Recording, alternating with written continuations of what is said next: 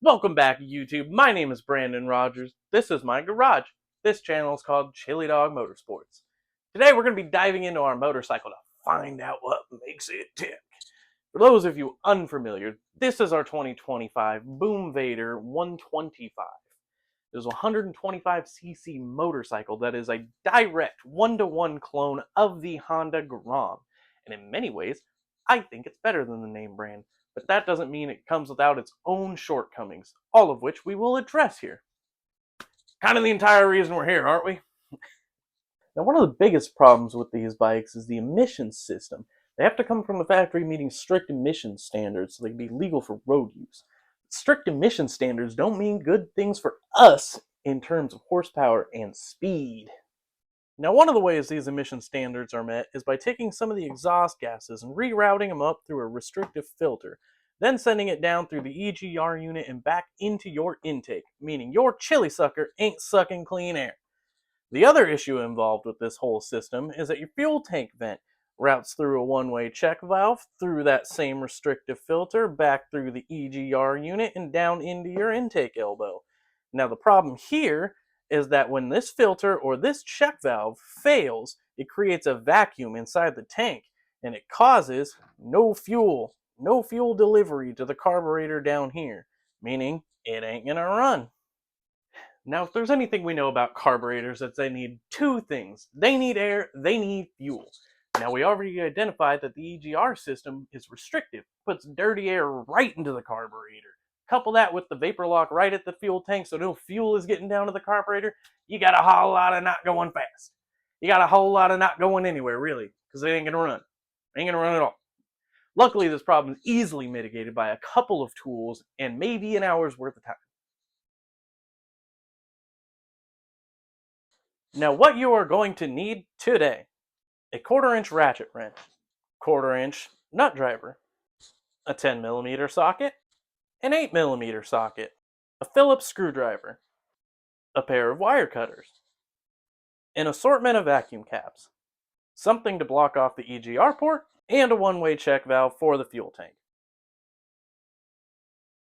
Alright, let's dive right into this thing. You're going to have a couple Phillips head screws on the plastics on the outside here, a couple on the inside, a couple of 10mm bolts right under the seat, and your plastics come off like it's naked. Alright, now that we've got it open up and we can see inside this thing, you're looking for this little canister right here.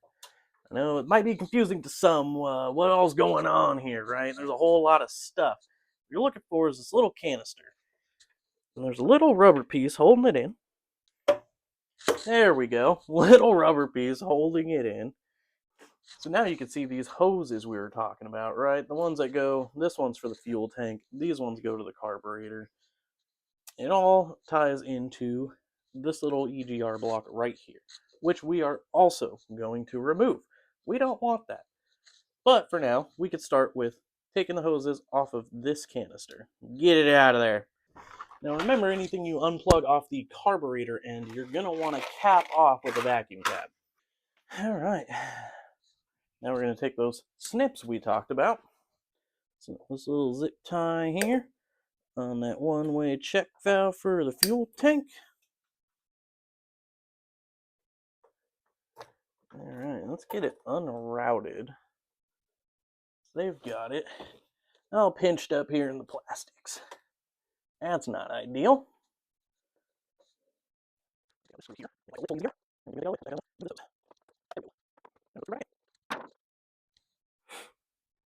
So now this check ball, that's the problem. That's what causes the problem with the fuel tank. Here we go. Get rid of it.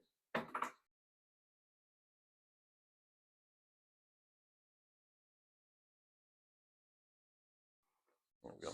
You're going to want to route this in a way so it's not pinched off anywhere, so it can properly vent the fuel tank. Remember, wherever you do route it, there is an off chance that it might spittle a little gas. Suppose the next thing we could do is take this line off the air box here. Now we got clean air going to the air box. Remember, vacuum cap everything off.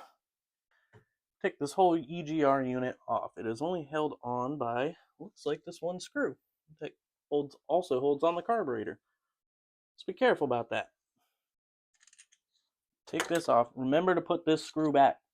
This screw holds on your carburetor. We need the carburetor. We don't need this, but we need the carburetor. So if you're ever working on anything and your hoses just crumble and tear, it's time to replace them anyways.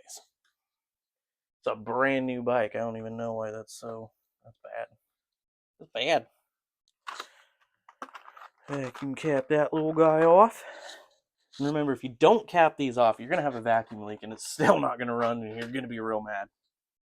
I also forgot to mention what a lot of people do with these. They will cut this tube, they will pinch it, and then they will weld it. That effectively does the same thing we're doing, right? We're just going to block the port off at the bottom of the engine here. I want it to look a little more clean than that. So we're not going to cut that tube. We're not going to pinch it. We're not going to weld it. We're going to put a little block off plate there. Now that that's unbolted, this should just come right off. Dude, I was really hoping to reuse this gasket. That's a bummer. EGR, piece of crap. Get it out of here. Alright, let's make a gasket.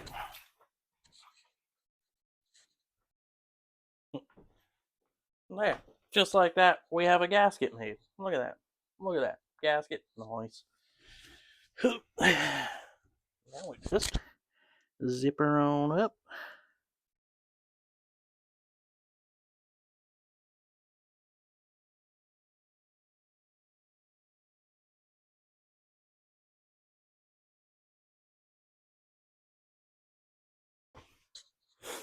There we have it. Now your emission system is gone. It's going to run so much better. Trust me. Now our little clone is going to run a little bit better with a lot less problems. We've gone ahead and removed the EGR system so we're not getting dirty air right down our intake. We've gone ahead and removed the charcoal canister so we're not getting vapor lock at the fuel tank.